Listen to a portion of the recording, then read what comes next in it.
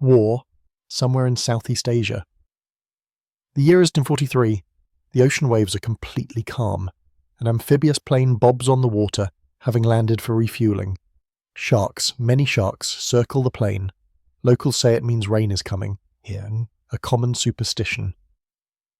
An hour later, the plane took off again, continuing its journey.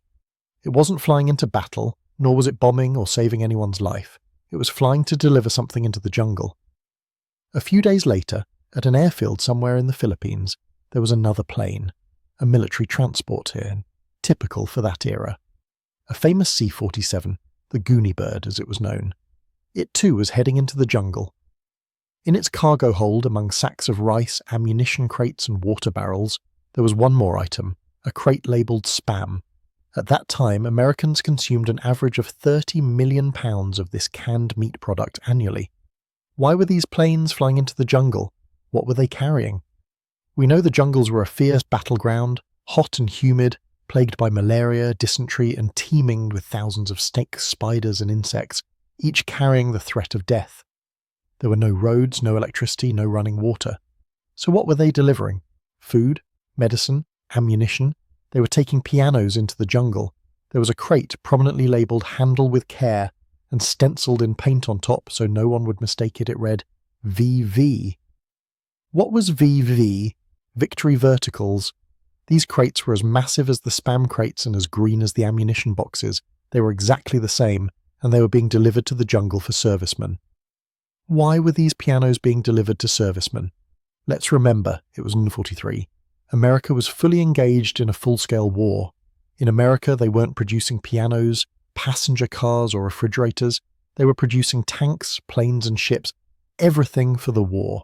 In Germany, for instance, piano production had stopped in 1941. They were producing weapons and everything for war. Yet only in America, at the height of the war, were pianos being manufactured. These pianos were then delivered to servicemen in the jungle. These were Steinway pianos, manufactured at the Steinway & Sons factory on Steinway Street in Queens, New York. Normally, Steinway & Sons produces the world's finest pianos, supplying them to the best concert halls and most prestigious homes. But at this time, the factory was producing not-so-ordinary pianos. They were made under contract for the War Production Board, WPB L-37. These pianos were simplified, scaled down, shortened, and lightweight for wartime use. But still, they were Steinway. Production was very high and fast, with 300 units made per month. They weren't like the pianos delivered to concert halls. They bore this inscription, "Caution. This piano was made quickly to help win the war and is not warranted." Why were they made so quickly? Because it was wartime and everything was geared towards the war effort. These pianos were small and compact, easy to transport and cheap to produce.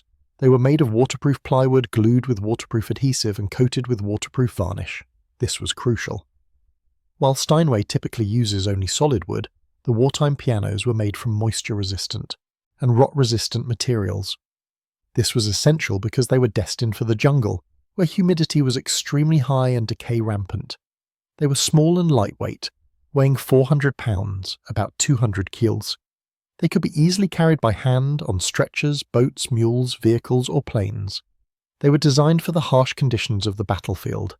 Why did the War Production Board order pianos to be made? It was for morale. In 1945, the War Department issued a report stating that music was a vital tool for troop morale. They called them Victory Verticals.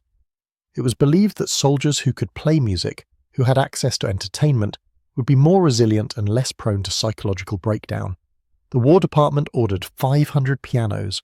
The program was so successful that they eventually ordered 3,000. Let's consider the psychological toll of war. By 1943, the term shell shock was replaced with neuropsychiatric casualties. The military realized that the mental health of soldiers was as crucial as their physical health. Long periods of isolation, stress, and combat fatigue led to depression and anxiety. Music was seen as a powerful antidote. It provided comfort, a connection to home, and a brief escape from the brutal realities of war. The United Service Organizations, USO, played a significant role in providing entertainment for troops. They brought performers to the front lines, but live performances were not always feasible. Pianos provided a constant source of entertainment, a way for soldiers to create their own music, to sing along and to feel a sense of normalcy. The Victory Verticals were a portable home away from home. These pianos were everywhere. They were in hospitals, recreation rooms, and even on makeshift stages. The soldiers would gather around, sing popular songs, and forget, if only for a moment, the horrors of war. Bob Hope, who toured extensively with the USO, once said, "You can't imagine how much these pianos mean to the boys. You can't imagine how much they mean to the morale. You can play Silent Night on them, and you can play Boogie Woogie Bugle Boy on them." Many soldiers had never played a piano before, but they learned. They would gather around, listen to others play, and even try their hand at it. These pianos represented a piece of home, a connection to a different life. They offered a glimmer of hope and a reminder of what they were fighting for. One soldier wrote, "It was a piece of home, a piece of sanity in the midst of madness." The planes delivered these pianos to remote outposts.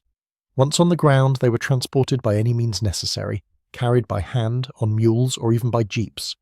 They were often parachuted into inaccessible areas, sometimes with a kicker, a soldier who would push the piano out of the plane. There were no GPS systems then. Pilots navigated by landmarks and maps.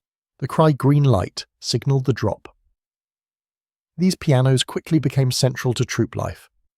They were a focal point for gatherings, a source of comfort and camaraderie. One soldier recounted, "The piano was the most important piece of equipment in the entire camp. It was a link to home, a way to forget the war for a while." They played White Christmas, "I'll Be Seeing You," and countless other popular tunes. The music offered a temporary escape, a moment of peace amidst the chaos. The War Department recognized the therapeutic value of music. It helped combat neuropsychiatric casualties and shell shock. Music provided an outlet for stress and anxiety, reducing the incidence of mental breakdowns. It offered a sense of normalcy and psychological well-being. Soldiers often wrote home about the pianos, describing how they lifted spirits. The Victory Verticals became a powerful symbol. They represented resilience, adaptability, and the determination to maintain humanity, even in the most inhumane conditions. They were a testament to the belief that even amidst destruction, there was still room for beauty and solace. The pianos were not just instruments, they were lifelines. Steinway and Sons continued to produce these pianos until the end of the war, making around 5,000 of them. They were distributed across all theatres of war. After the war, many of these pianos were either destroyed, sold as surplus, or simply left behind. However, some found their way back to the US and were refurbished. Today, a Victory Vertical is a rare and cherished collector's item. These pianos, made quickly and without warranty, embodied the spirit of a nation at war, committed to supporting its troops in every possible way. They were a reminder that even in the darkest times, art and culture could provide comfort and strength. As one veteran put it wasn't just a piano, it was a piece of hope, a piece of home, and a piece of sanity.